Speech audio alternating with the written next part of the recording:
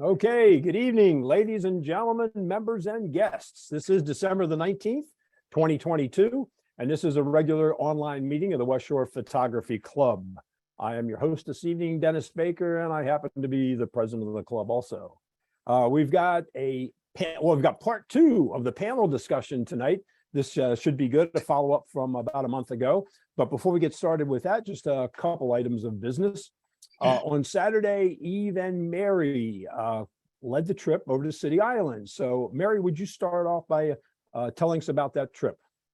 Yeah, there were about 12 of us, about 6 from the West Shore and 6 from the Lancaster Club. It was nice to meet them. And it was really cold and windy. And everybody just took off and did their thing. And hopefully they had a good time. Very good. Eve, anything to add? No, I think Mary pretty much covered it. It was cold. We came across the bathhouse has changed a little bit, and they had these igloos set out that people could sit in to eat. That was something we didn't expect, but it was cold. I can give it that. Okay, and I want to thank Ray Conrad for driving up from Frederick, Maryland, or thereabouts. And he got there a little bit late and didn't didn't hook up with the group, but he told me he had a good time. So thanks for attending there, Ray. Let's see. The reason we're meeting tonight, which is 2 weeks in a row, is because we've got holiday season coming up. So we will not be meeting the next 2 Monday nights. So let me take this opportunity to wish everyone a happy holidays. Hope you're safe and have a good time with your family. The next online meeting will be Monday, January the 9th, and we will have a presentation about using your DSLR or mirrorless camera to shoot video. Now, that's something we haven't talked about much, and as far as I understand, very few of us have been doing that, myself included. So we'll get some tips and tricks there and learn a few things about doing that, and maybe I'm interested in why using that camera instead of maybe just the iPhone. Yeah, which is good with video too. So our guest speaker is going to talk with us about that. But first, want to remind everybody about the Calc exhibit. If you have not been there, please go see it. I'm hearing good things online. And of course, I was super impressed. I'm very proud and happy that we've got 94 prints on the wall. The exhibit is beautiful. So if you have not been there yet, take your family, your friends, go over Christmas break. You have until January the 14th. It's beautiful. Now, I also found out that now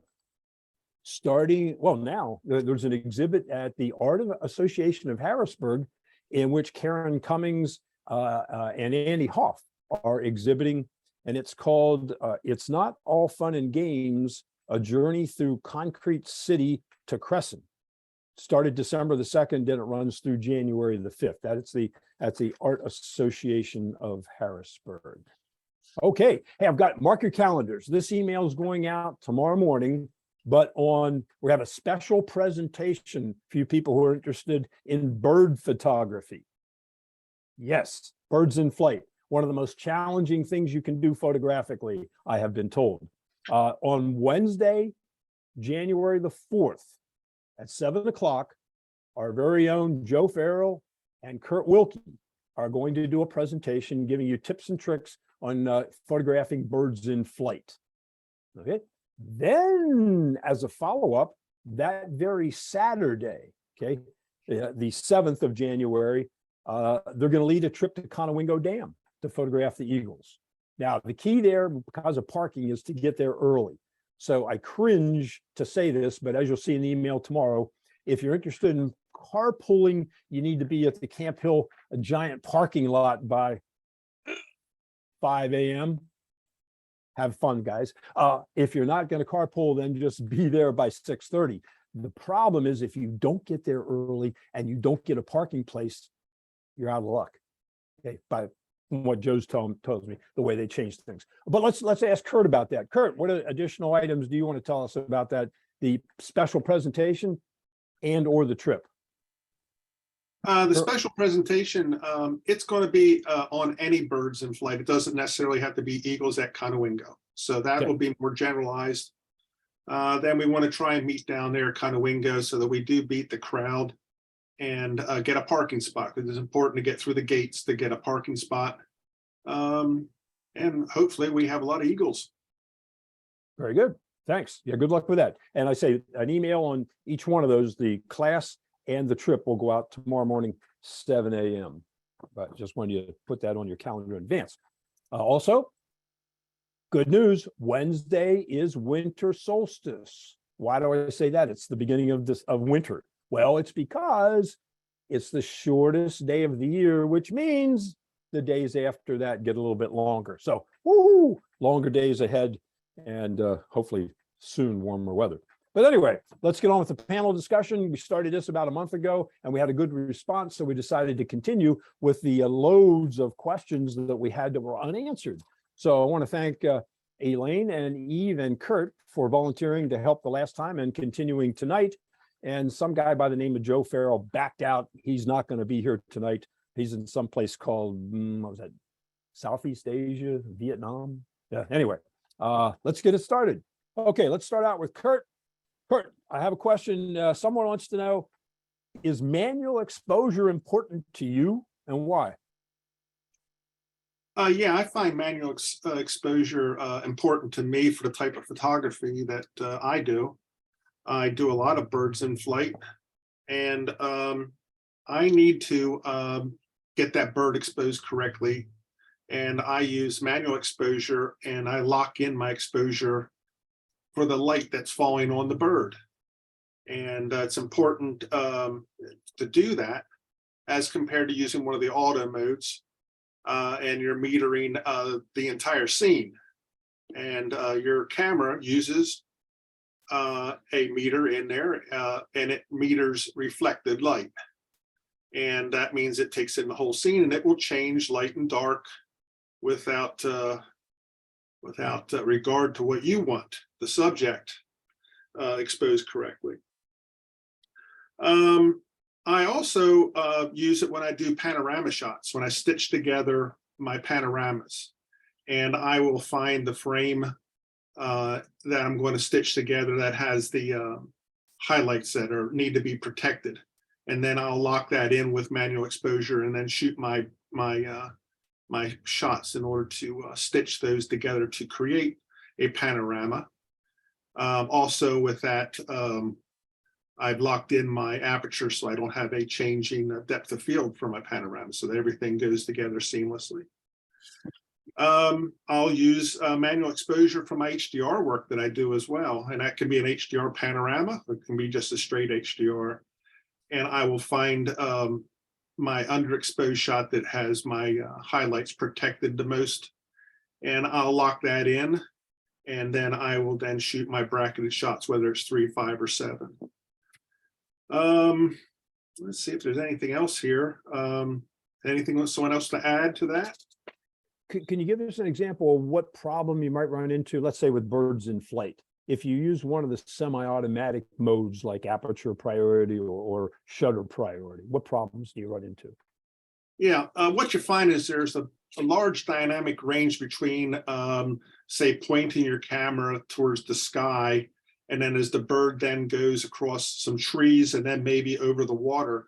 That's really the issue with the auto modes, because the camera is doing the metering and it's changing your exposure.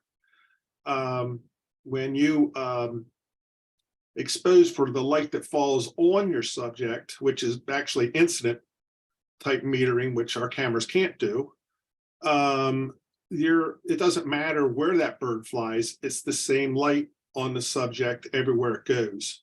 So you're good. Your subject exposed correctly, and you're not battling your own camera's meter.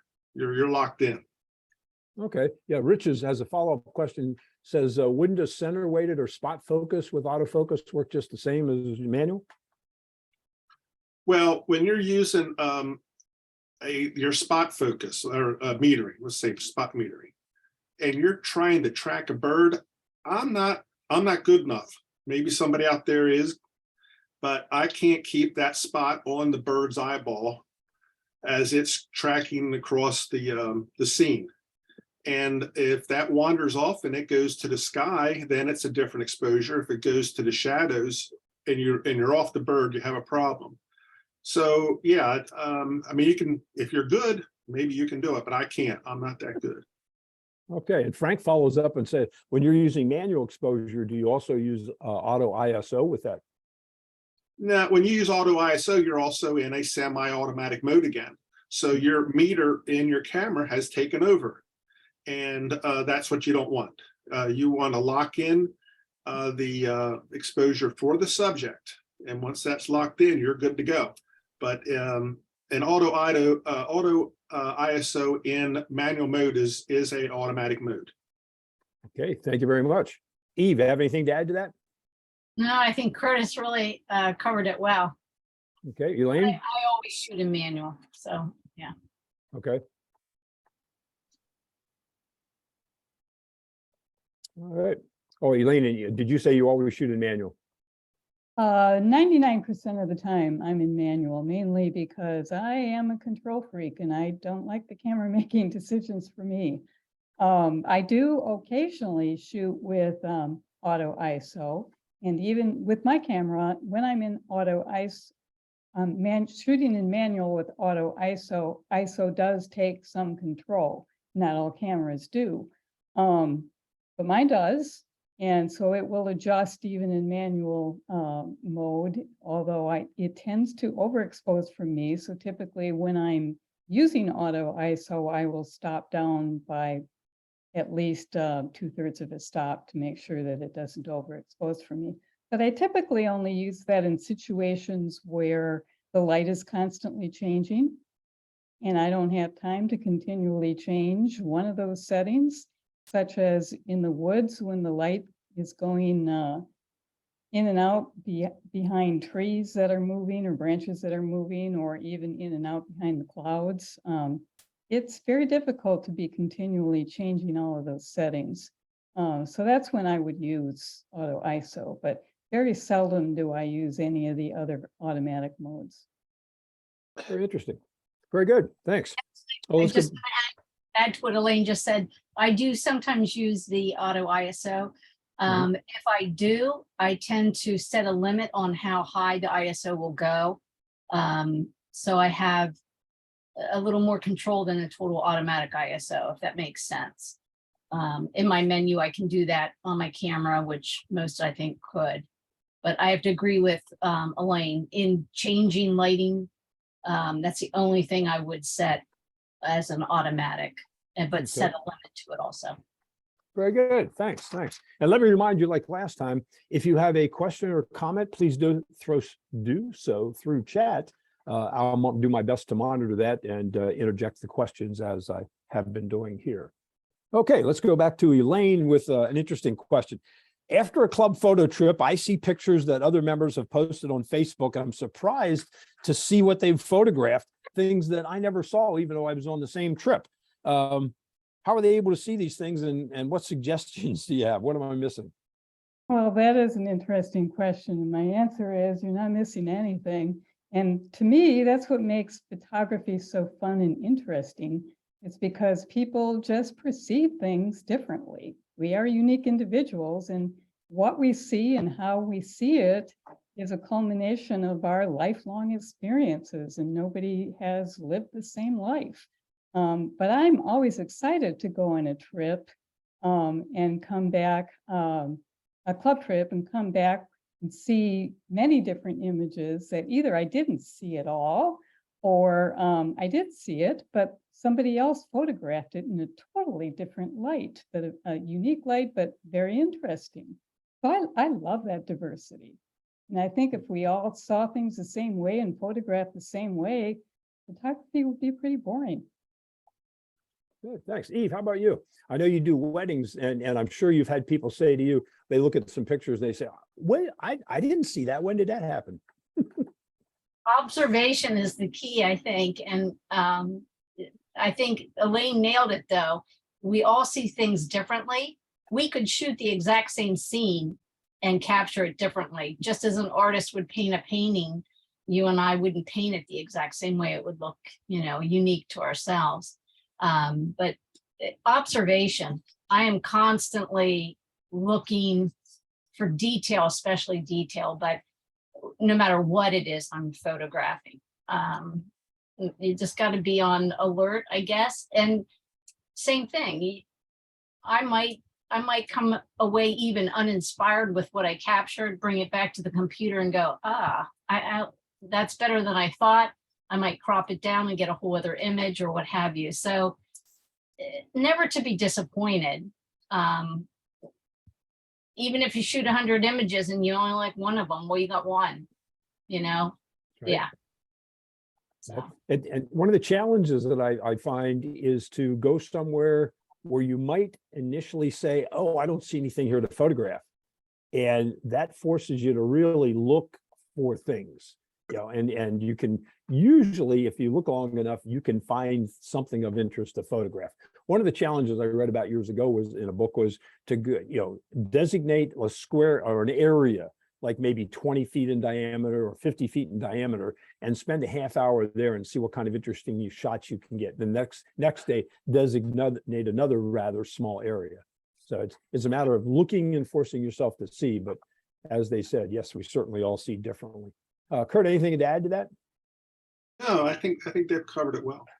Okay, Eve, how can I gain confidence photographing people? I think that's a very good question because, well, I remember back to our presentation at the beginning of this year in September when Frank Smith spoke about photographing people, and he talked about getting to know them and you know, not using the long lens from a distance, but establishing a relationship first. And I've heard so many people in the club over the years say, nah, I'm just not comfortable, you know, photographing people. It's a real talent to be able to just start a conversation with a stranger. And I'm reading a book right now by Malcolm Gladwell. I don't know if you're familiar with him. He writes for the New York Post, and he's an excellent author, but it's called exactly that, Talking with Strangers. And it's quite interesting. But Eve, how do you handle that? Do you have any suggestions for people who want to become more confident? I think the first thing you have to do is read body language. And obviously, if you're shooting an event and it's a paid event, people know you're there to photograph them.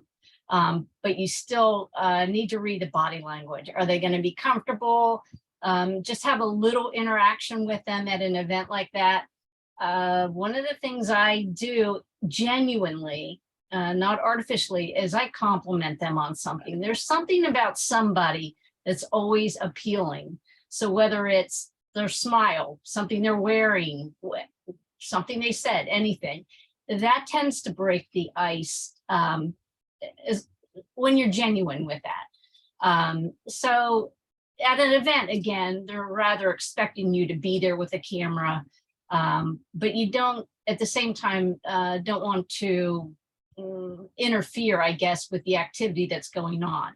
So, there's a delicate balance with getting what you want and not being intrusive, being sort of that invisible, not part of the scene, just capturing the scene. And street photography is the same way. I mean, you can tell somebody is comfortable with you interacting with them or not. If they're not, you move on. They'll give you the signs verbally sometimes, but you can get it with the body pretty quick. But just a small interaction, just like anything else in life. You're at a store and chit-chatting 2 sentences with the clerk. You can tell if they are cordial or not, or you just do your business and get out of there. So I think that aspect of life goes right into photography with people also. Have you always felt comfortable interacting with other people, or is it something you had to work on? I'm probably more of an extroverted introvert, to be honest with you. So I'm comfortable if it's about them. I'm more comfortable if it's about them, not me, if that makes sense. So. Okay. Yeah. Let's hear from introverted Elaine. Well, I have a tough time answering that question because I still haven't overcome those challenges. I very seldom photograph people, at least adults, for that reason. For a number of years, I photographed young children at our church's vacation Bible school, as well as did directory photos for the church. But children, with them, it's quite a bit different. It was most important that the photos were spontaneous. And most of the time they weren't even really aware what I was doing. Some of the older children who were hams would want to get right in the lens and pose. But for the most part, the children were very easy to photograph for that reason, because they just weren't at that level where it was all about me. I want to be in the picture. But when it comes to adults, I'm still very uncomfortable, Thank you. Thank you. especially with street photography. Now, Kurt, I know you're a businessman and you lived in a foreign country for a while. How do you see yourself? Introverted, extroverted? You're a natural people person? I don't know what I would call it. I might be comfortable around other people. I don't shoot people much. When I do, it's because they ask me to. Actually, it works out well that way. I'm more into the wildlife and nature type of photography. Now, when you were in business, were you in sales or some other part of business? I did everything. I wore many hats. I was in charge. So you were in a position where you had to interact in a manner with people. Yes, that's exactly right. Yeah. Okay, yeah, I sort of was in the same situation. Of course, a retired school teacher and administrator, but I grew up, my father was extroverted. He was just a very outgoing guy. So we were going to go into a room, and within seconds, everybody knew that my dad was there. He just, knew. He didn't know everybody's name. He would call you, "Hey, buddy, how you doing, friend?" And he went around and socialized with everybody. But I didn't pick that up myself initially. I was kind of, came from a small town and a small family, kept to myself, first one to go to college. So when I started teaching, I'd work with the kids all right, but like Elaine said, yeah, talking to adults was a different thing. So believe it or not, I had to struggle with that a little bit, because by the time I became, an assistant principal, of course, that had to become second nature and had to be comfortable talking with parents I didn't know, and sometimes in an adversarial relationship. But I worked on it. I would force myself sometimes, assign myself, hey, I'm going to stop somewhere and I'm going to talk to the first person I run into. Or I'd be on my way home from somewhere and say, I'm going to stop in that bar and have a beer and I'm going to talk to somebody at the bar. And I would just say, I'm going to do it. So for some of us, it just takes work. You have to force yourself to try to overcome it. But I think like the suggestion Eve said, talk about the other person, compliment them. Usually when you're out photographing, there's something that attracts you to that person. Why are you going to take their picture? Is it because they have body art all over them? Well, you know what? They're probably pretty darn proud of that body art. So if you go up and you go, wow, look at you, that's incredible. And you start complimenting them on their body art, their tattoos, they're probably going to, appreciate that. Or if somebody's wearing an especially pretty dress, people still like compliments, and that is a good way to start. But if you follow Frank's advice and go up and talk with them first and, hide the camera or avoid that, issue and get a conversation going, it's usually a good intro then. And it's like, well, Rich asked, what about, being afraid of them saying no? What if you say, well, I won't, how about if I take your picture? And they say no, or they're nasty to you? You know what? Thanks. Have a good day. See you. Just move on. Let's see. Ray asks, about interacting with children. The author of the book, I think he's asking about Malcolm Gladwell. Malcolm Gladwell, Talking to Strangers. That's his latest book. I've read about 3 other ones that he's published, including Blink and well, anyway, let's move on. Okay. I'm going to take this one. I feel guilty when I shoot with my phone camera. Can I consider myself a photographer if I primarily use my phone camera? Well, let's face it, guys, phone cameras have become more and more popular, as you know, and they still operate on the same basic principles. Trying to get a good photograph involves lighting, composition, interesting subject matter, all of those things. So I keep that in mind as we introduce more programs in the club that have to do with phone photography, because I think that's what's a growing field. More and more people are going that way. And even for those of us who have the DSLRs and the mirrorless cameras, we certainly also use our phone cameras once in a while. So I'm proud of the fact that I shoot with an iPhone, and that's why I teach the classes. I'm trying to get other people to be more confident too. But just like DSLRs and mirrorless, you need to learn the equipment. And a phone camera operates much differently, as you found out in my presentation, than a DSLR or a mirrorless camera does. So to really get the best out of it, you have to know how it operates. Yeah. Eve, comments on your using your phone camera? I use mine a lot. As a matter of fact, I think I have, I hate to admit this, 21,000 something pictures on my iPhone. No kidding. Wow. I have a ton of them, yeah. But Yeah, it's, backed up. yeah, I have the cloud. Okay. I use it a lot. It's handy, it's convenient, especially the avant-garde candid shots that it's just immediate. And I can expose the way I want it exposed, etc. I've printed 11 by 14s off mine, and mine is a XR. I mean, it's an older one now compared to the 14 that's out now. So, but yeah, I have no problem with it at all. Are you using it for business at all?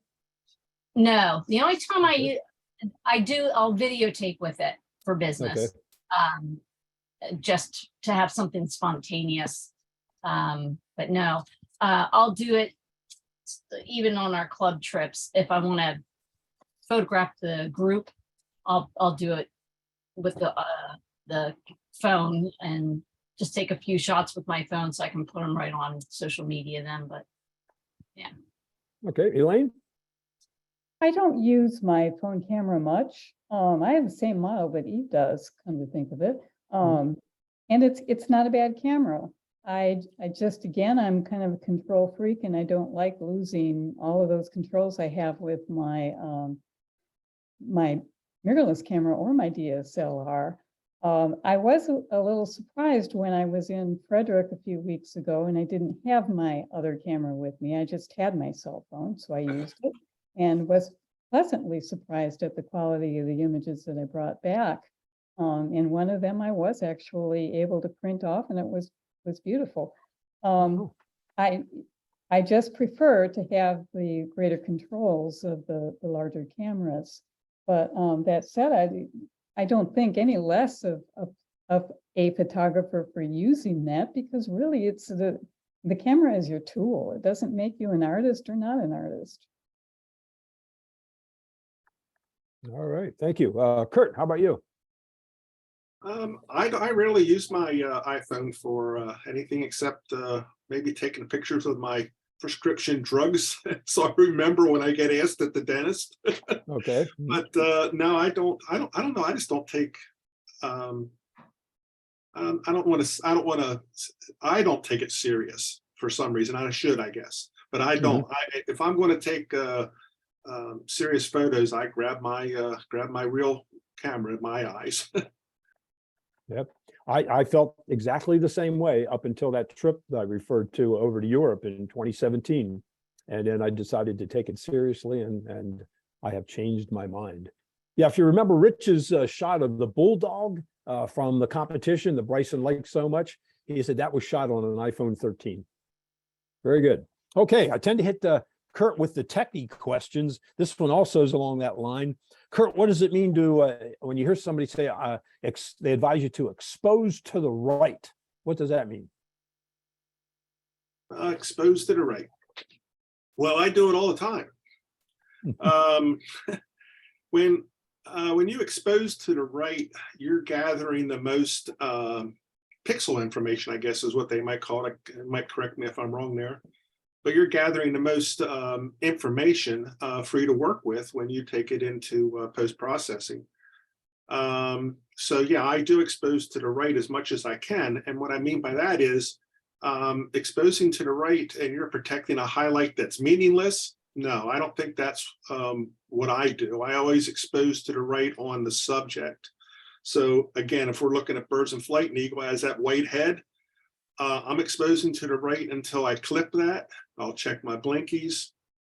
And then what I'll do is I'll back it down a third of a stop or whatever it needs to do in order for that detail to show up in that bird's head, regardless of what the sky is, doesn't matter. It may be totally blown out, but my photograph is all about the eagle in that case. And so I'm exposing to the right for that eagle. And saying that, I usually look at my histogram, usually after I take the shot. Some people that do landscaping might set their histogram up pre, and they'll check it out and make their shot. But I usually check it out after when I'm setting up for manual mode. So what does your histogram look like if you've exposed to the right? Well, it depends how much highlight is in the scene. I mean, sometimes your highlights are very minimal, and the ones that you want to protect are a very small amount of pixels in that histogram. And so it might be hard to pick it up over on the far right where it starts to clip. Okay, it's climb the wall is what they say. So yeah, so reviewing after the fact and checking for blinkies if you have them set up is one way to see if you're clipping your highlights for detail. One thing I do want to mention here about histograms is the white histogram that we see is an average of the 3 channels, the red, the green, the blue channels. So even though you may see your white histogram not clipping, that doesn't mean that one of your individual channels is not clipping. So you want to be careful when your subject, say a flower, is red, and your histogram shows, oh, I'm good, and you take the shot, and then you find out your red channel's blown out. So in that instance, a lot of cameras offer a red, green, and blue channel histogram, and you want to check those. And if you're in doubt, then back it down a third of a stop anyway. When you look at that red flower, if you've blown out the red channel, what's it look like? How can you tell from looking at the image that it's been? Lack of detail is probably the most obvious thing. And then it's just really, the luminance is just pale and just blown out. So maybe a good practice is to always just back it down another third of a stop just to make sure you got it. I usually go out and I'll bracket. I'll bracket exposure maybe 1/3 of a stop apart just to make sure that I've gotten my protection on those highlights for those color channels in that instance. I know you shoot RAW. Does it make any difference if somebody's shooting JPEG? You don't want to clip with JPEGs at all. You usually definitely want to make a practice of underexposing if you're shooting JPEGs. In RAW, you get some latitude there. You can bring back some blown out, at least what the blinkies say is blown out. You may be able to bring some of that back. If you want more saturated colors, you might want to back it down a little bit on your exposure. I've watched many a program that says that as long as you have all the data and you didn't clip, you can make those colors saturated. The information's there. Of course, I don't know about that. I've always backed it down a third of a stop or something like that just to make sure. Now I've had people tell me already, well, I just underexpose it at like a half a stop or a whole stop, and then I just brighten it up in post.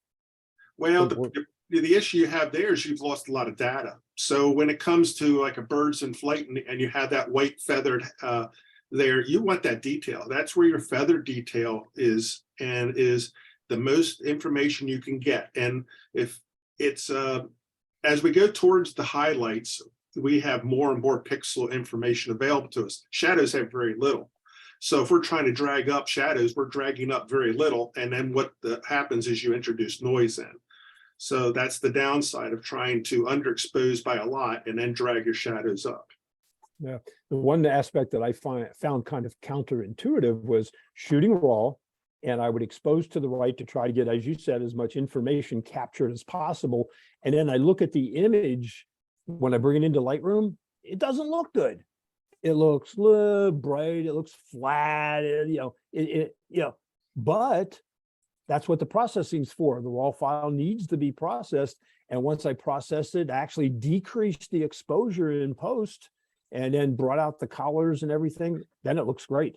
But it didn't look good initially. Is that true for you too? That's correct. Yeah, the information's all there. Don't shy away from that. As long as you haven't clipped, the information is there. I don't know if I have anything more to add. Yeah, that's a big question. Let's check with the ladies here. Elaine, what do you think? Any comments to add to that? Well, yes, I actually tend to go the opposite direction. And it's not that I would discredit the technique as being invalid. Realistically and theoretically, it should work. But with one very important caveat that I think that many people who push this technique either ignore altogether or just greatly understate the importance of it. And Curtis just touched on it, is that sometimes it can be easily overdone when you push the highlight so far to the right that it jumps over into that, what I call a no recovery zone. And when you do that, there is no recovering that detail in post. To me, what's most important is that you expose for the subject. And if the subject is not real bright, there's not a great chance that you're going to clip any of those highlights if you're shooting for the subject.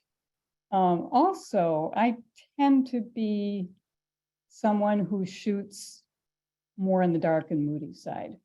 So it doesn't really matter to me if some of my shadows are clipped. In fact, to me, shadows are extremely important to an image when you're trying to establish mood, especially, and depth. And yes, if you shoot to the right, in post, you can back some of that down. But when I have tried that, I have found that you don't get quite the same natural look in the shadows that you would get if you'd expose them properly in the first place. So again, I tend to shoot, expose for the subject. In scenes such as landscapes, I will matrix meter it. And so I'm really shooting for the whole scene. But I adjust my exposure settings until I see what I see is what I like and what suits my vision. So.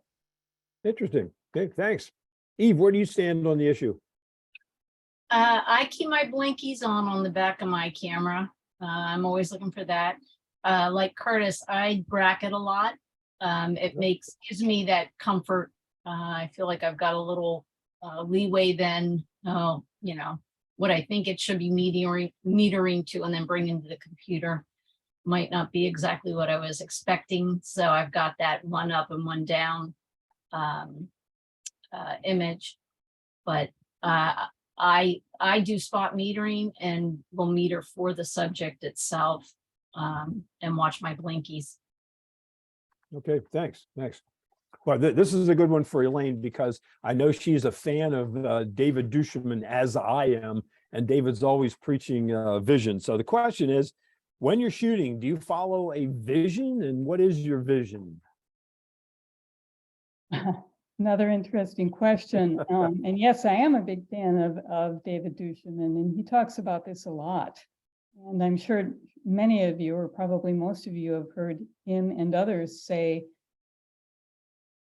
don't shoot what you see, shoot what you feel. And I live by that. So I really have to answer the second part of this question first, in that what is my vision? And I think vision can mean different things to different people. Sometimes your vision is a preconceived notion or an image in your mind of what you are going to shoot. Even before you go out to the location that you're going to be shooting at, you have some idea of what you're looking for and what you want that image in the end to look like. And that's typically when you know exactly what you're going to focus on, what you're looking for, or especially in like commercial photography or wedding photography, your vision is what your client's expectation is. For me, being mostly a nature photographer, that is not the case.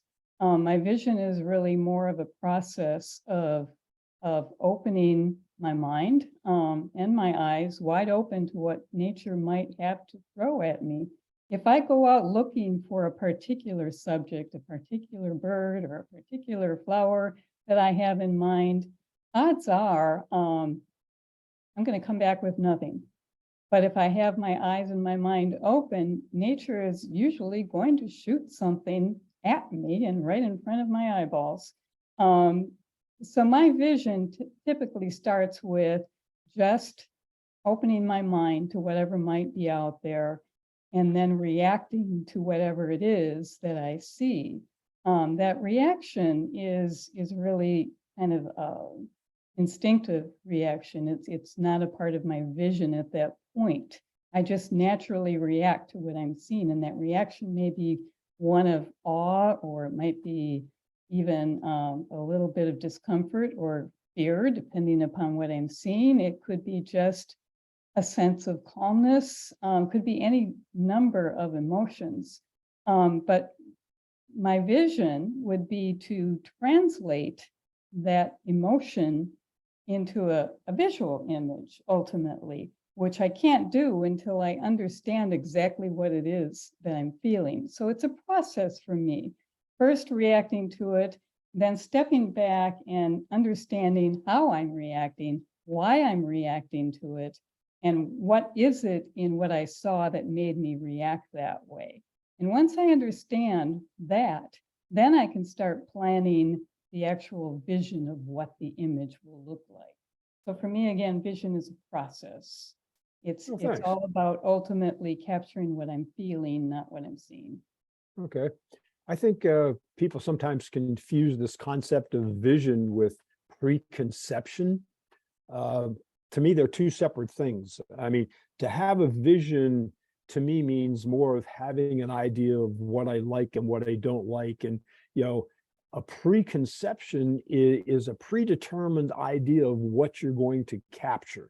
So as Elaine said, I feel the same way. If I go out looking for something very particular, this is what I'm shooting today, there's a very good chance I'm going to come back with nothing, or I'm going to miss something that doesn't fit into my preconceived notion of what I'm supposed to be photographing today, because something totally unexpected but great could present itself. And if you're not in the right frame of mind to accept that, you might miss that opportunity altogether. So vision I see as a more general concept of likes and dislikes and where you want to go with your photography, how you want the image to look and feel, as Elaine said, and as many other people have said. Kurt, anything to add to that? I'm one of those that I have a script. Almost like a football coach where he draws up the first 10 plays and he goes out there, and then we let the game evolve. Oh. I need to get that first couple shots. I need to have something in my mind, go out there, see something, and just get it shot. Then I'll start walking around, get immersed in everything, and then things start coming to me. But yeah, I need that. I don't know why, but that's otherwise I'll just walk around aimlessly. I have to have something. Okay. And how do you go about that? You just have this idea in your mind, or you physically sketch it, or? I will, well, if I'm going to go to Gerhardt's, I'll go back and review some of my past photos possibly, or someone else's, and try and get a vision, see what they did, and then say, how can I make it different? And then I'll come up with a game plan and then start taking some shots. And then again, like I said, once I've got my first couple down and I start getting into it, then things start coming to me. Wow. Before you go on a trip, do you research it? Not as much as I think I should. You know what I mean? Where's the sun at? Where's things like that? Is it to my back when I'm there? That kind of thing. I think I need to do a little more of that sometimes, especially with birding. You want that sun in a certain position. So you get there in the morning, you go, oh, this is an afternoon place. And it's because the sun direction's wrong. Yeah. So yeah, planning does come into it. Well, Joe and I talk about a lot about this kind of stuff. And if you know Joe, he's a detailed person, a planner. And before he goes on the trip, he has planned exhaustively.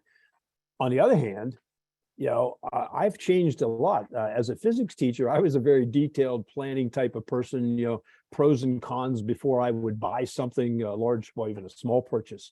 And as I became a photographer and was trying to become more creative, I was doing all these exercises to develop my creativity. And you know what happened?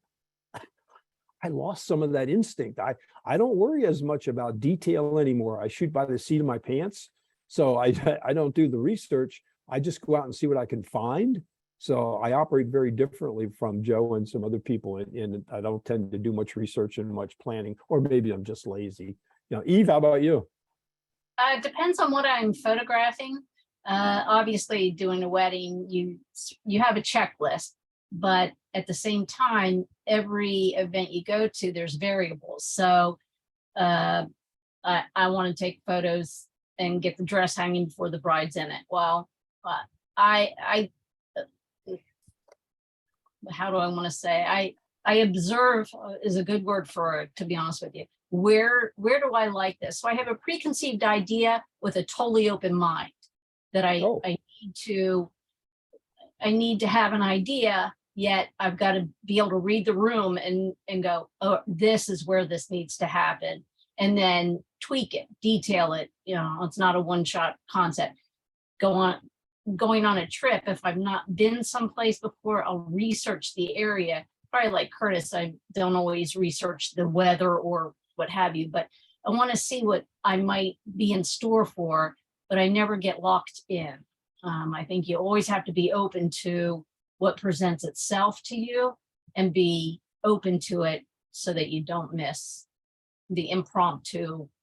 Wow, here's the rabbit hole I just went down, because that was a great rabbit hole to go down. Very good, thanks. Well, we'll come right back to you with this one. We were asking Kurt most of the technical questions, but this one comes your way.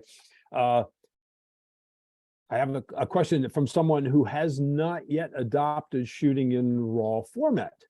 And this person asks, well, I hear so much about RAW, I'm still shooting JPEG. Should I switch?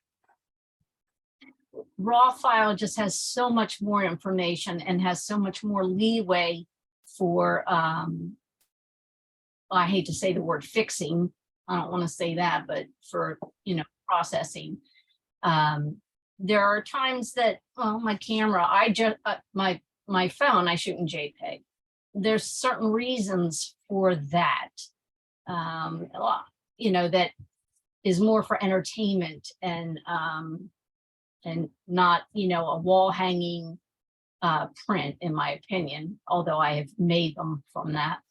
But the RAW itself, it doesn't come out of the camera the way your eye sees. It's not compressed like a JPEG. A JPEG is already processed. It's got some sharpening to it. So the concept of when you look at a RAW that somebody isn't used to shooting, they may think, oh, this is disappointing. This isn't what I thought it would be. But taking just a little bit of post-processing, whatever your program is, it's phenomenally much better image than a JPEG. I used to know, I'd have to look it up to tell you the size difference between the two, but it's a humongous difference in the way of the file itself. So there's a lot more information to work with. It's almost like if you went to paint a painting and you've got one color of blue to use, where with a JPEG. A RAW, you've got 20 shades of blue to work with. So in a JPEG, it takes the predominant blue or what have you tone and makes a lot of it all the same. So you just lose a lot of that information with a JPEG. JPEGs are great if they're illuminated and you put them on a social media. But RAW is really, and when I post-process a RAW, I save all my RAWs separate.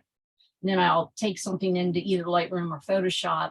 I always make a background copy. I never contaminate the actual base image itself. I process in layers on top of it. Not to get too technical, I guess, but I always have all my RAW files separate, and then my processing, whether JPEG, PSDs, TIFFs, whatever, in a whole other file. Why don't you shoot RAW on your phone? This phone doesn't allow me to do that. It's okay. That's a good answer. Yeah, if I had the 14, I would, to be honest with you, but I haven't stepped up to that yet, so. Can you see anybody shooting JPEG? It would be more appropriate for them than shooting RAW? I mean, if they're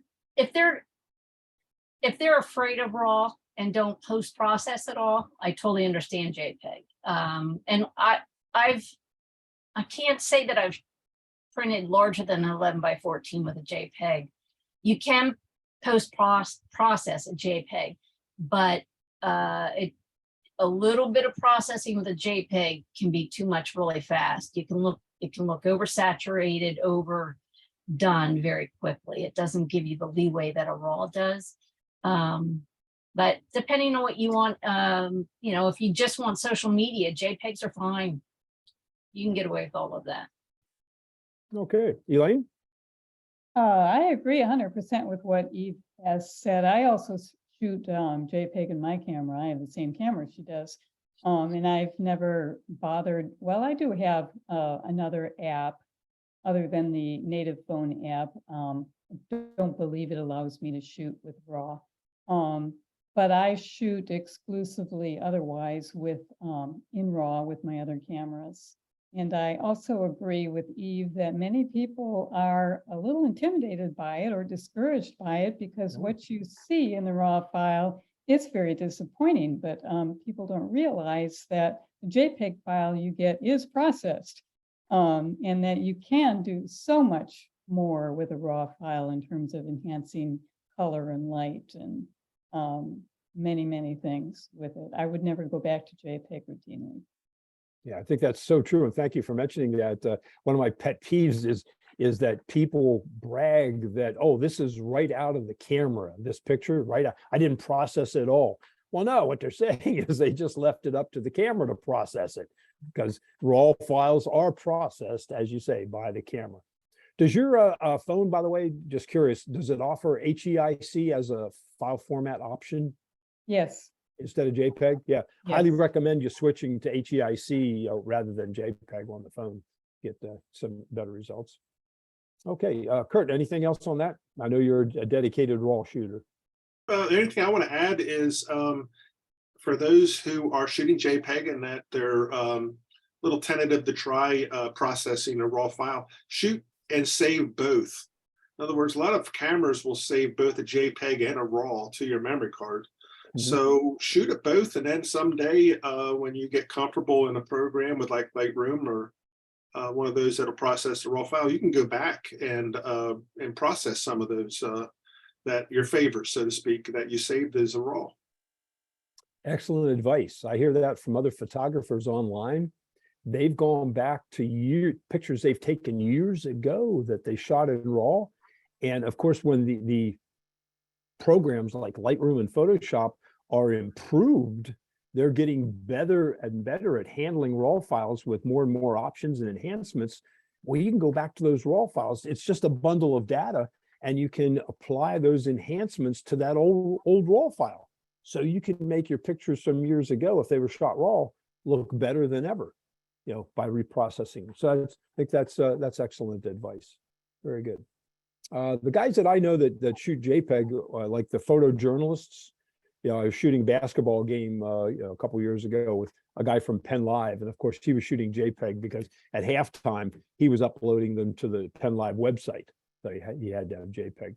So there are times for it, but yeah, as everybody says, RAW has some distinct advantages. Okay, I'll take a quick one here. We're moving along nicely. Someone asked, my pictures don't look as good as some of the other pictures I see on the club Facebook page or on the web. You know, what am I doing wrong? Well, folks, getting a quality photograph is a process. It starts in the beginning with the capture, and as everybody's saying here, your best bet, your highest quality image. If you want the best looking end result, you have to start out with the most amount of information. Okay, so you start by shooting RAW and then process the images. RAWs have to be processed, of course, but even if you're shooting JPEG, you know, there's some processing that, you know, well, it's already been done by the camera for the most part, but you have to make sure that it's processing it the way you want it. But my workflow is to shoot raw, bring it into Lightroom, make the changes that I need and feel are appropriate. If necessary, take it into Photoshop and then export that a copy with those changes. So, it's a process you go through. And for people who don't want to do the processing, of course, then you're taking a chance that you're leaving it up to the camera to do the processing. And for those people who say, well, I didn't process, I just posted it. Well, you get what you get. So if you're not happy with your end result, then I'd say look at your whole process from beginning to end. Are you shooting raw? Are you processing your files? And address those areas that you think where you think you may be weak. Okay. We can see if we have, I'll check chat here in a sec. Okay, let's jump back up to Curtis for his last question. Depth of field. Uh-oh, this is a scary concept. Is depth of field an important consideration for you? How do you create the amount of blur that you want in the background? Where do you focus? What's depth of field? Oh, I'm getting a headache. Go ahead, Kurt. Yeah, depth of field. Well, let's see, where do we start here? One thing to know with depth of field, and especially in a lot of my photography with using a long telephoto lens, is that your depth of field is really minimal. And you're always fighting the amount of light is in this scene and trying to get that shutter speed way up. So you got your aperture wide open. Well, with a super telephoto lens, your depth of field may only be 6 inches or less. So it really is a consideration there. Wide angle lenses, yeah, they doesn't take much there. Your depth of field is pretty deep with a wide angle lens, and you can get away with a lot with a wide angle lens when it comes to getting everything sharp, deep depth of fields. I would say depth of fields I use when I'm just out shooting. Okay. I want to isolate a subject. I will shoot a shallow depth of field. I will let that background blur. I'll try and get the distractions blurred up so that the image, the subject pops. So you see it. You know what the photographer wanted you to look at, and that's one way I do it. What steps do you have to take to minimize that depth of field? What? Excuse me? What steps do you have to take? How do you get a minimal depth of field? Well, you're going to open your aperture up and you're going to do it that way. How much you open it up, there are little apps to help you there. There's photo pills, there's depth of field apps out there you can check, and you can plug in your settings, f4 at ISO, whatever, at whatever shutter speed, and it'll tell you whether or not you have a correct depth of field for what you want to shoot. So for instance, again, if I'm shooting a bird and I need about 1.5 feet depth of field in f4 and it gives me 6 inches, I know I got to close down and I may be shooting at f8 in order to get that depth of field that I want there. And then likewise, if you're shooting a landscape scene and you want everything in sharp, then you're going to really close down. You'll be down there at f11, f16, maybe even as far down as f22, which I try to avoid. But you want to also consider in your landscape shots how close your foreground is. If your foreground is pretty close, within about 6-8 feet, you're going to have an issue trying to shoot to infinity there. You may have to focus bracket in order to accomplish that feat. And again, those apps will help you out. They'll give you a hyperfocal distance, so you can put in your minimum number of feet to your foreground, and then your infinity, for instance, for your background, and it will tell you where you need to be with your f-stop and where to focus. And usually it's 1/3 of a way into the scene is usually the rule of thumb, but that's not always the case. But it's a good general rule of thumb. I think I pretty well covered it. I don't know if there's anything else there you can add. Well, I'm getting the impression that you consider the depth of field pretty important. It's something you consider on almost every shot. Yes, yeah, I do. Okay. Depth of field is as important as shutter speed is for moving objects. It plays, and all of that plays in your exposure triangle. You know, it's a balance. What are you going to sacrifice? You're going to give up high ISO to get these other two things where you want them, or are you going to give up a little bit on the shutter speed and have a little blur? Okay, yeah. Elaine, how important is depth of field for your shooting most of the time? Depth of field is probably the most crucial element of my photography, both artistically and technically. Artistically, it's your depth of field can make or break what you want to express in that image, whether you want to isolate that image or whether you want to incorporate it in its environment to show the whole big picture.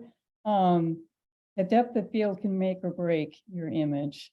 But there are so many technical aspects of creating that depth of field, even beyond the aperture setting and the focal length. Also, the size of your camera sensor has an impact on it. The distance between you and the subject, the distance between the subject and the background, that all plays a part in what that depth of field is going to look like. So it takes a lot of practice, but to me, it is the most important part of the setting process in the camera. Do you ever use an app to check the depth of field? Calculator? No, Okay. I don't. I've looked at them and I find them to be more confusing than just trying to intuitively play with the settings and adjust them until I get the look that I want.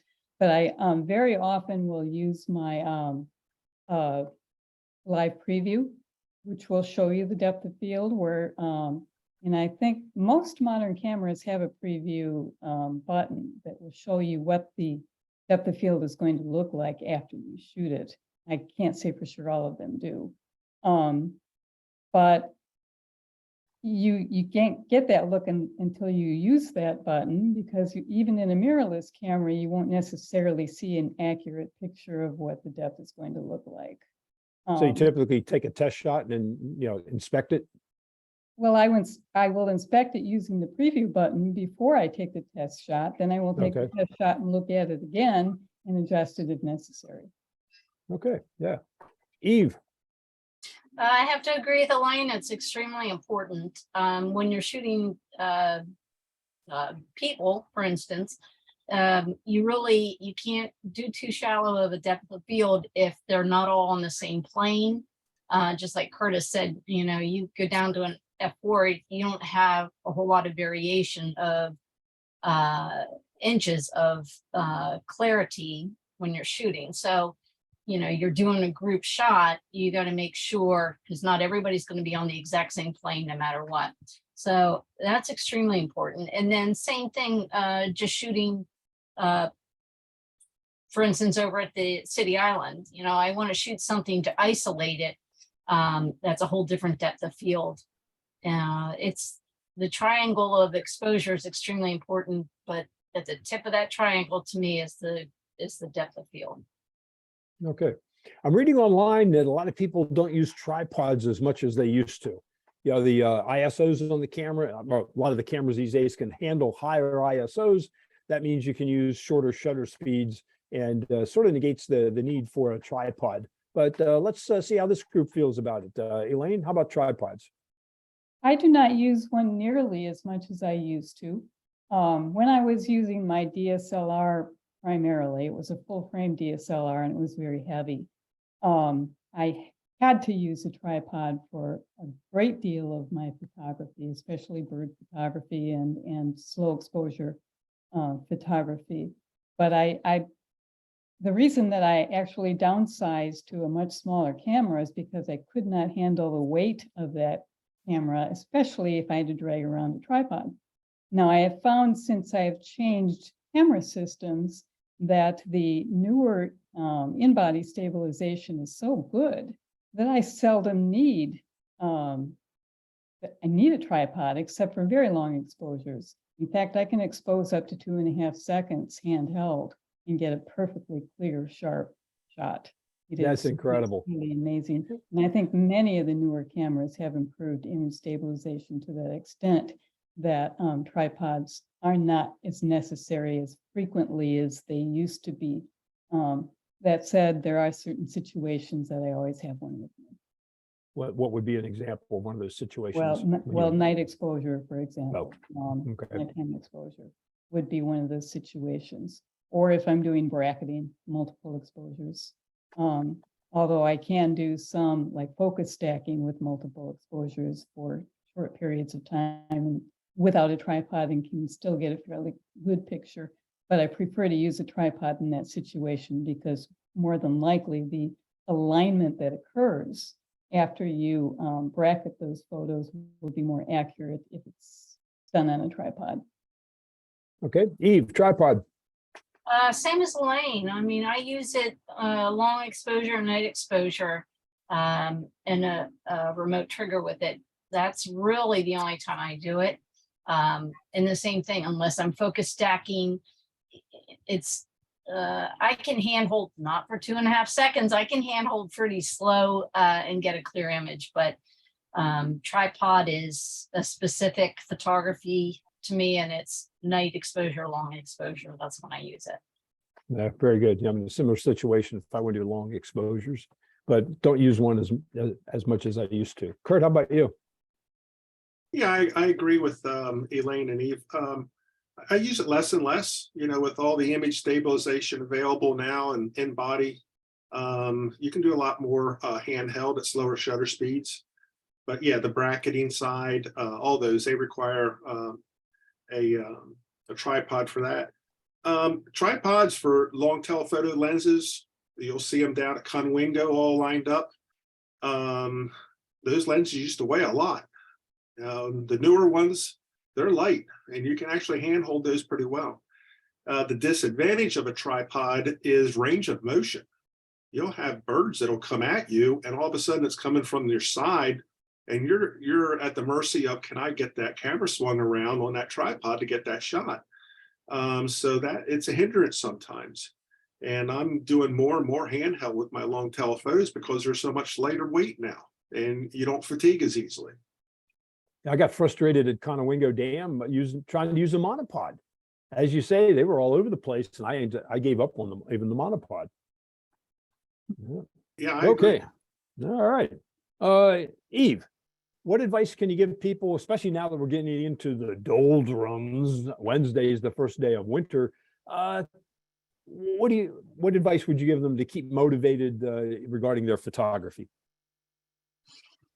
I'm a creative mind, so my mind is always going with something one way or another anyways, but shoot with somebody else. If you I hate to say the word obligate, but if you commit to somebody to go out and to photograph anywhere, whatever specific, you're more inclined to go do it, even if you're like, I could just stay home today or what have you.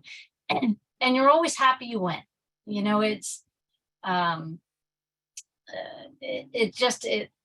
it brings something out in us, I think, that when you're out photographing whatever it is, whether you're going out in the cold or let's go to, like, we're going to go to the Hershey Auto Museum again in February, whether it's inside. When you do it with somebody else, if you're in a rut, I mean, I don't need to go with somebody else, but if you're in a rut, that to me is a spark that'll get you going, get you out there. And you're always, at least I am always glad that I went. Even on a day that I just think I could sit my butt at home and, I have this list to do or that. When you obligate your time to something, it's just a uplifting, rewarding time. So if you're in a rut, get a partner and go out and shoot with them. Sounds good. Elaine, how about you? I think that's great advice. I know a lot of photographers love to shoot alone because they can take their time at their own pace and go where they want to go without having to feel obligated to go where the other person wants to go. But I find it very energizing to go with someone else. You can share techniques, share ideas that the other person might not have thought of, or you might not have thought of. Even just using that other person as a mentor. It, truly is an experience that is it's almost educational, I guess I could say, because you're learning things that you might not have thought of. I also, when I'm home alone, I look at other photographers' images to get new inspiration, new ideas, not to try to copy their style, but to get an idea of what really triggers my imagination when I look at a photo that I'm impressed with, to help me decide what my style really should be. I'm very inspired by looking at other photographers' images. I try to not so much on social media, but on professional sites and other sites that really promote advanced photography. That is very helpful to me. Also, reading about new techniques, especially in the winter time when I'm not outside so much. Being a nature photographer, I do tend to get in the doldrums in the winter because the only thing to photograph for me is ice and snow. And when there's no ice and snow, I'm kind of stuck. So I read a lot. I read about new techniques that I might try in macro photography and do quite a bit of indoor macro photography to try, which is on my bucket list this year because I went ahead and bought that book that Dennis recommended, which is it's a challenge getting through it, but there is so much information in that book and so much to get excited about. So just trying new things will help get me out of the doldrums. Good, thank you. Kurt, how about you? Well, I like and agree with everything that's said. I really don't have anything more to add to that. Okay, thanks. Yeah, personally, like Elaine, I read a lot, watch a lot of videos, and as I go through these, I tend to make some notes.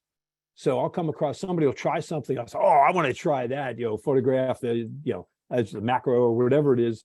Or I saw one on, I was on Facebook group the other day, and there was a guy from Germany who had this cool photograph. It was one of these fancy light bulbs where you can see it's clear and you can see the filament inside. And then they had multiple images with collars. I go, hey, that's pretty cool.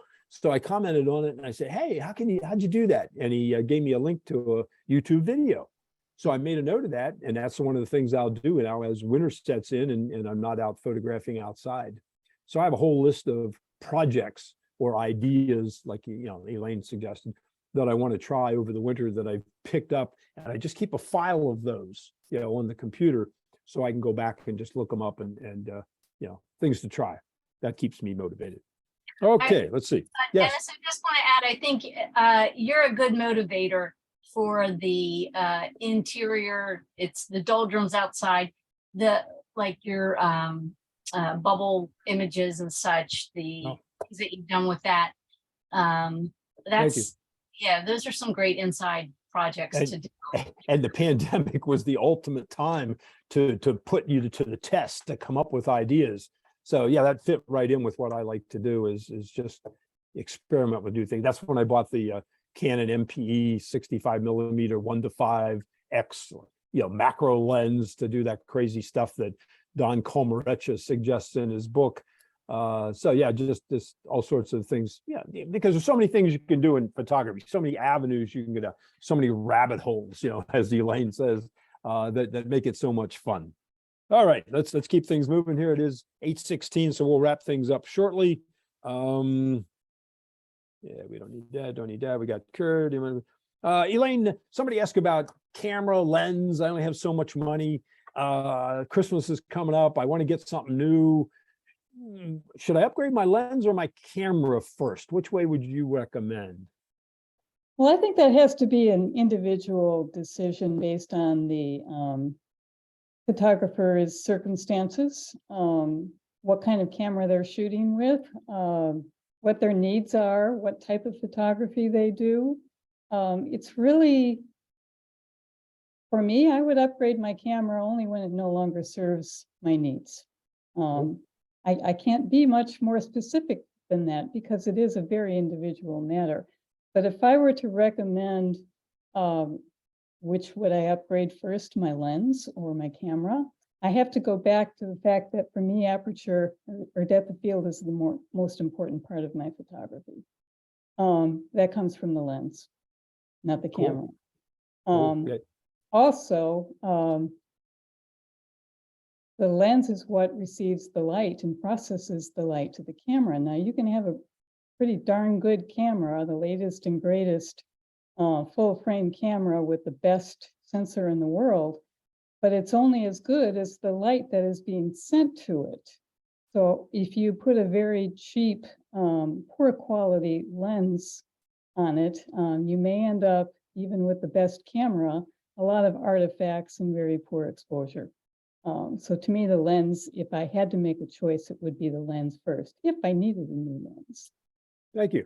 When I started with the club many years ago, I remember one of the photographers, and his images always looked so sharp and so, just better than mine. And I said, what's going on? Like that question earlier, how come your images look better than mine? He says, well, I'm shooting with pro glass. See, that makes it, you can really, and I went out then, I bought an L series lens for Canon. Bingo, it does make a difference. Yeah, but I think you make a very good point, Elaine. If your camera no longer does what you want it to do or need it to do, then it might be time to upgrade the camera. And of course, the technology is changing with the sensors and all that, and handling better, higher ISOs. So that is, as Elaine says, a personal question, but the lens does, greatly affect the quality of your image. Yeah. But Eve, how about you? Oh, go ahead. One little word of advice that I would have to put out there to beginning photographers is to never upgrade your camera in the expectations that it will make you a better photographer, because it won't. That comes from the photographer. The camera will certainly help you produce a higher quality image if you go to a higher quality camera, but it's not going to make you a better photographer. In fact, it could discourage a beginning photographer who buys this beautiful $7,000 full frame, state-of-the-art camera, and what they see is actually an enhancement of the flaws that were created by the photographer or by a poor quality lens. A quality camera is very unforgiving compared to a cheaper one with a lens with a sensor that does not produce as sharp an image. While that full frame sensor will enhance the good qualities, it also enhances the poor qualities. So a new photographer might be extremely disappointed if they haven't enhanced their skills to the point that the camera is just a tool and not an expectation of making them a better photographer. Well stated. Thank you. Eve, how about you? I think Elaine covered it. Absolutely. I mean, yeah, Okay. nothing to add to what she said. Kurt, anything to add there? I do suffer from gear acquisition syndrome, so Oh my goodness. I buy. But yeah, I think I agree with Elaine, and I think the lenses to me are the most important thing. Okay, very good. Okay, guys, we're going to wrap things up. What I mean is that part of the discussion. Let me look back through the chat and see if we want to respond to, Janice asked about, exposing to the right. That is a little bit of a confusing concept. So if you're still not sure about that, just get on YouTube or on Google and put in exposed to the right photography and read a little bit about that, or watch a video. You can get some more information.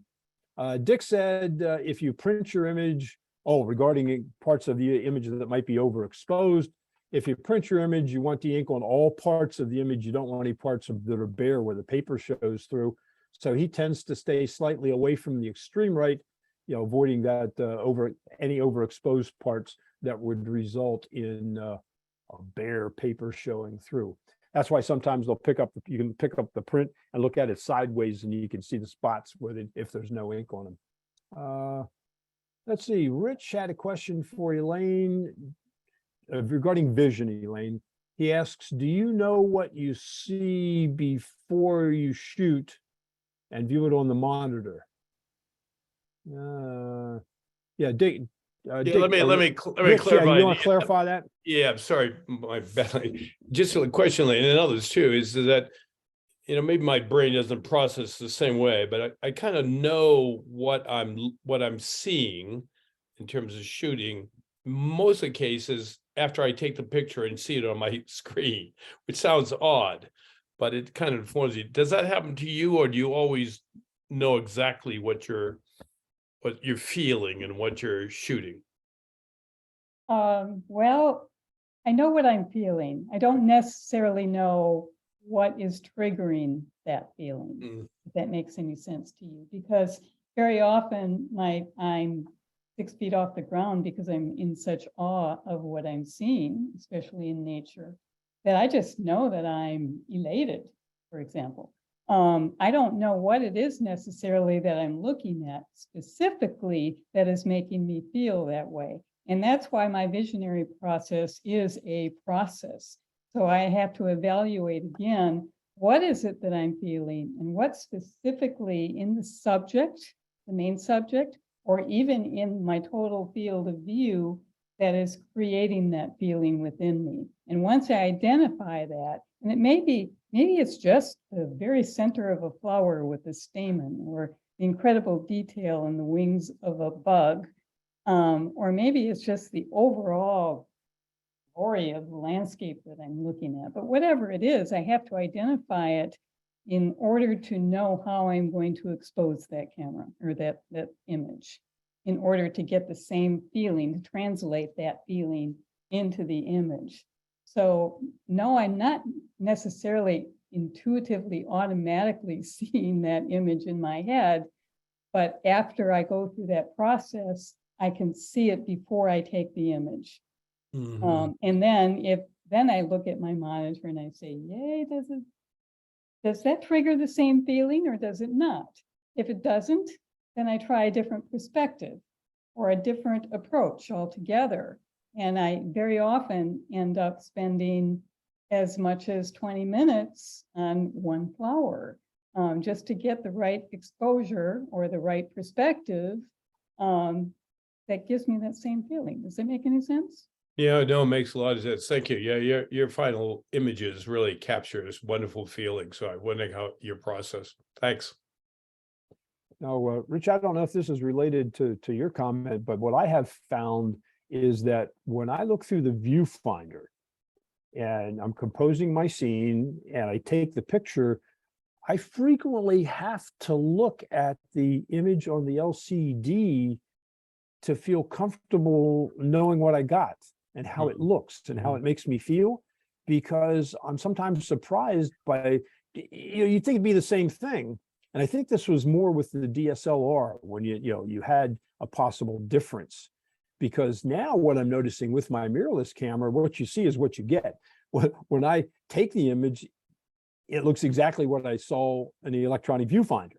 So I'm not experiencing that as much. But with the DSLR, I had this feeling that it looked differently on the LCD on the back of the camera than it did in the viewfinder before I took it.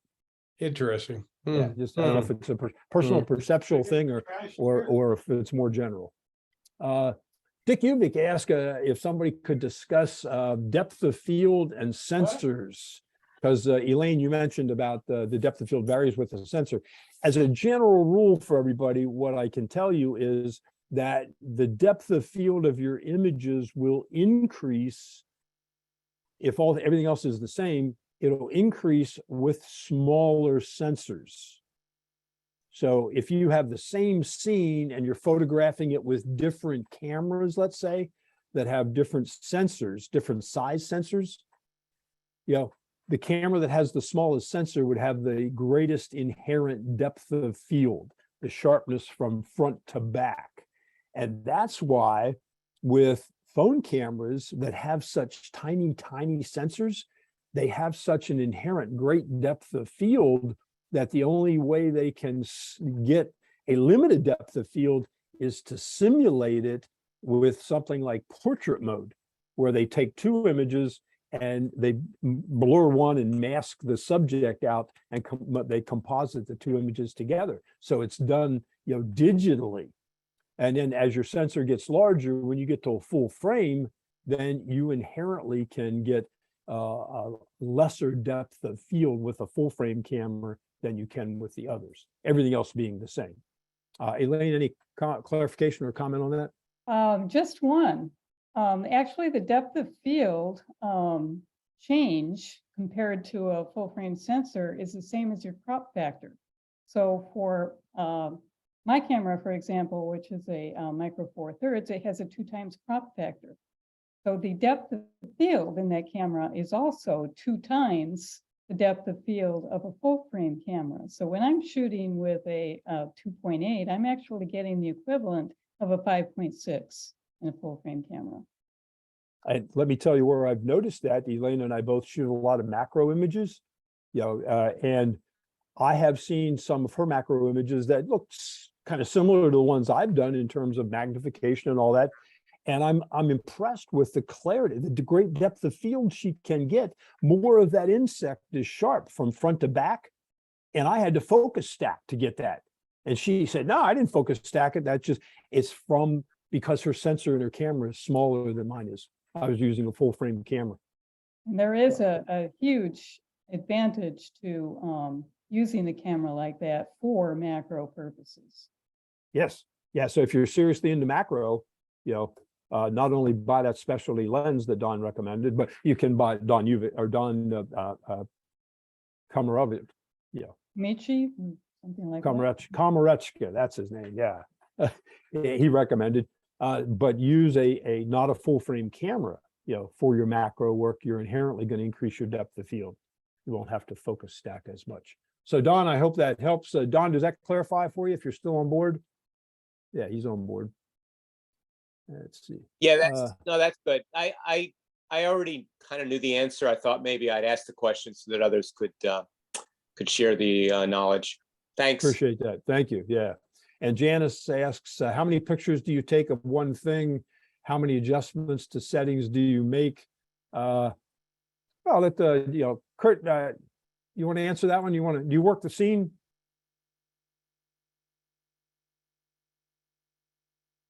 So you need to unmute yourself, Kurt. Yeah, just play that back and start over again. Still muted. There we go. I was pressing the space bar, but I guess it wasn't working. Why? Yeah, I do work the scene. I will do all different trials and errors and trying to find out what works best for the particular photo I'm trying to envision. But yeah, I do. Okay, Elaine? I'm sorry, you lost me on this question. Yeah, we were talking about working the scene. Do you change, like if you have a certain subject, did you change the shutter speed, try different focal lengths, try different apertures, that sort of thing? Oh, absolutely. That's part of my process. When I am trying to get the look that matches my feeling, I absolutely have to do a lot of experimentation with different settings, different perspectives. Now, you don't always have the luxury of time to do that, especially if you're doing birds in flight, for example, or sports action photography. You don't always have the luxury of time to do that. But in the type of photography that I do, I spend a lot of time working the scene. Yeah, see, I think some people mistakenly and innocently think that, you might go up to a scene and inherently you know exactly what you're looking for, you know what settings to use, you take one shot and you're done. Doesn't work that way. I don't know anybody that works that way. Ask David Dushman. He talks about doing sketch images. You shoot and you shoot and you try different things and different looks, different compositions, and then you see what you like best. So yeah, and it's a great technique to use when you have the time and you want to experiment, is go through the range, go through your shutter speeds, okay, and just shoot the same scene. If you have like anything that's moving, just shoot through a range of shutter speeds, and then do the same thing with your apertures. Shoot through a whole range of apertures. Everything else the same, just change the aperture. Well, change it for the exposure, but focal lengths, try different things. So yeah, we call it working the scene, and then you decide what you like best, and then you have a choice, but rarely do you go into a situation and know exactly what settings are going to give you exactly the look or feel that you want. It's a matter of experimentation. Okay. Dennis, if I might, one thing I do too is I will stick my hand in front of the lens and take a shot of my hand just so I know to look at the data or the info of that shot to find out, was that shot a 2.8 or was that 5.6 or was that f11? You know, and those breaks help me when I goes and bring everything into Lightroom and start doing my post-processing. Very good. Very good. Okay. Well, Kurt, Elaine, and Eve, thank you very much. I appreciate it. I hope everybody else did. And anyone have any final comments before we end for the evening? Okay, I guess we addressed everything on chat. Want to wish everyone a very happy holidays. Thanks for participating tonight. Take care and be safe. Good night. To everyone. holidays. Merry Christmas. Thanks, everybody. Thank you, everybody. Thank you. Dennis, Yes, Terry.